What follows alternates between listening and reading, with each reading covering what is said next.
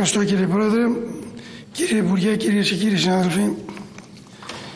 Η συμφωνία που εισάγεται για κύρωση σήμερα, αλλά και το ευρύτερο πλαίσιο στρατηγικής συνεργασίας που επιχειρείται μεταξύ της Ελλάδας και της Σαουδικής Αραβίας, μπορεί να αποτελέσει ένα θετικό βήμα για την ενίσχυση των διμερών σχέσεων και την εδραίωση της θέσης μας στο συγκεκριμένο θέμα. Επειδή ούτως ή άλλως τα πράγματα δεν αλλάζουν, η συμφωνία έχει υπογραφεί, θα σταθώ για πολύ λίγο χρόνο σε αυτή τη σύμβαση, σημειώνοντας κάποιες αδυναμίες, για να σταθώ περισσότερο σε κάποια άλλα ευρύτερου ναυτιλιακού ενδιαφέροντος θέματα, διότι είναι ίσως η πρώτη φορά τα τελευταία 2 χρόνια βλέπουμε τον Υπουργό Ναυτιλίας στην αίθουσα.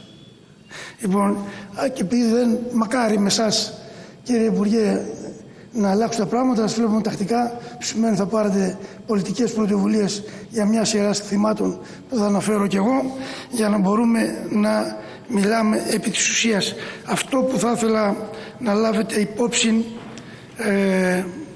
και η αίθουσα και εσείς, κύριε Υπουργέ, αναφορικά με τη σύμβαση, είναι ότι πραγματικά δίνει την εικόνα ότι έχει συνταχθεί στο πόδι πάρα πολύ επιπόλαια, δεν έχει μπει επί της ουσίας για μια σειρά σοβαρών θεμάτων, ιδιαίτερα που το συμβαλόμενο κράτος έχει αυτά τα ιδιαίτερα χαρακτηριστικά που έχει. Και θέλω να αναφερθώ δηλαδή επιγραμματικά στα θέματα των μετακινήσεων μεταξύ των ναυτικών μεταξύ των 2 χωρών. Θα μπορούσε να έχει προσεχθεί ιδιαίτερα για τα θέματα των γυναικών. Έχουν υποθεί αρκετά σε αυτή την αίθουσα από τους προλαλήσατες. Θα μπορούσε να έχει προσεχθεί περισσότερο το θέμα αν χρειάζεται βίζα, διότι για να πας να κάνεις τουρισμό στη Σαουδική Αραβία το θεωρώ λιγάκι τραβηγμένο. Αυτοί λοιπόν οι Έλληνες που θα πάνε προς Σαουδική Αραβία ναυτικοί θα πάνε κατευθείαν στο πλοίο τους. Άρα το ναυτικό φυλάδιο, όπως συμβαίνει και σε άλλες χώρες, και το διαβατήριο θα ήταν αρκετό.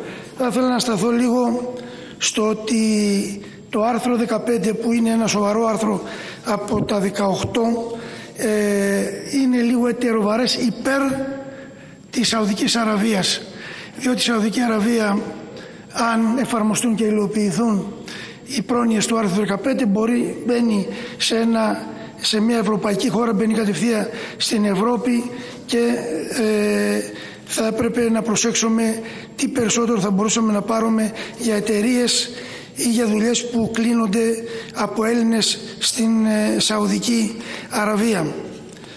Για το θέμα της διπλής φορολογίας φαντάζομαι ότι αυτό ρυθμίζεται από την προηγούμενη συμφωνία που είχε υπογραφεί με την συγκεκριμένη χώρα. Άρα φαντάζομαι, θα μας πείτε αν υπάρχει κάτι διαφορετικό, δεν υπάρχει θέμα. Μπαίνω λοιπόν στα άλλα θέματα που θα ήθελα να σας πω. Κύριε Υπουργέ, είναι βέβαιο ότι δεν είχε συνειδητοποιήσει, και είναι εντυπωσιακό για το χαρακτήρα την φιλοσοφία που πρεσβεύει αυτή η κυβέρνηση, ότι δεν έχει συνειδητοποιήσει την σημαντικότητα της ελληνικής ναυτιλιακής βιομηχανίας για τη χώρα. Μια βιομηχανία η οποία συνεισφέρει δεκάδες δισεκατομμύρια το χρόνο, μια που αναμοχλεύει πολλές δουλειές, και η μεγαλύτερη δεν έχει δώσει την πρέπουσα σημασία για τα προβλήματα των ναυτικών. Θα πω 2 πράγματα παραπάνω. Και η μεγαλύτερη απόδειξη, ποιότερα είναι η απόδειξη, είναι ότι 5.500 πλοία, το δηλώνεται και το εννοώ κυβερνητικοί παράγοντες, και είναι και πασιφανές και γνωστό της πάσης, μεγαλύτερη βιομηχανία ναυτιλία στον κόσμο, 5.500 ποντοπόρα πλοία κυκλοφορούν σε όλους τους ωκεανούς του κόσμου. Ένα στα 4 δεξαμενόπλια που μπαίνει στον κόλπο, μια και μιλάμε για τη Σαουδική Αραβία, είναι ελληνικά. Και τι βλέπουμε?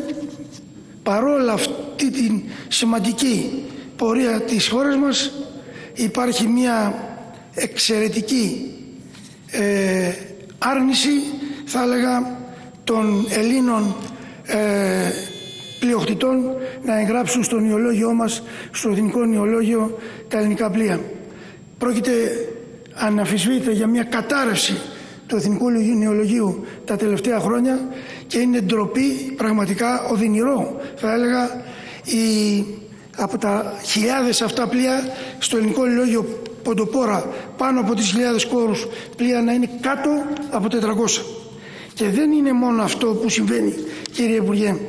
Είναι το γεγονός και πού πάνε αυτά τα πλοία. Παλιά είχαμε και λέγαμε πάνε σημαίες ευκαιρίας. Σήμερα δεν υπάρχουν τέτοιες σημαίες ευκαιρίας.